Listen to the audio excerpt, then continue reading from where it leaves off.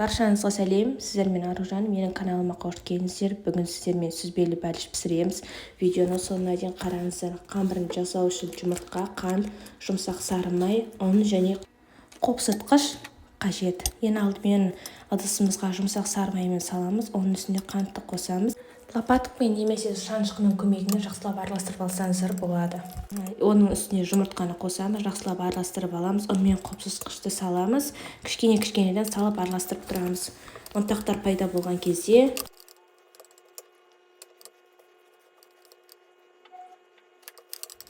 қолымызбен қамырды біріктіреміз. Қамыр дайын болған кезде пакетке салып, тоңазытқышқа 20-30 минутқа саламыз.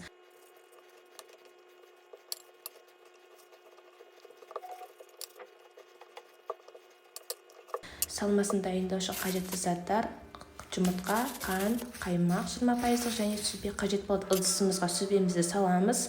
Оның үстіне қантымызды және қаймағымызды салып, жақсылап араластырып аламыз. Егер блендерлеріңіз бар болса, сүзбені жақсылап езіп алсаңыздар болады. Құрамдарын бәрін араластырып болғаннан кейін, менде жоқ болғаннан кейін, мен шанышқының көмегімен жақсылап езіп алдым. Міне біздің қамырымыз дайын болды. Менде 24 диаметрлік форманы қолданамын. Егер сіздерде 26 болатын болса, үстіне кішкене құрамдарын қосып жасасаңыздар болады. Видеода көріп тұрғандай қамырымызды біркелкі қылып жайып аламыз. Шеттерін бөлтіктарында шығаруды ұмытпаңыздар. Қамырдың бір шеті қалың, бір шеті жұқа болып қалмасын. Қамырымыз дайын болды.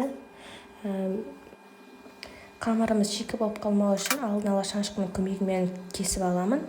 Дайындап алған сүзбелі салмасын құямыз. Алдын ала 180-170 градуста пешімізді қыздыртып аламыз. Қызған пеште жарты сағат көлемінде пісіріп аламыз. Кондитерлік қалтаға шоколад пен майды салып ерітіп аламыз. Бәліштің бетіне зигзаг ретінде жасап шығамыз. Бәлішті бетін тәттермен және құлпынаймен әсемдедім. Толықтай суытып аламыз. Кейін формадан босатып 1-2 сағатқа тоңазытқышқа салып қоямыз. Сіздерге және отбасыларыңызға ұнайды, сөзсіз.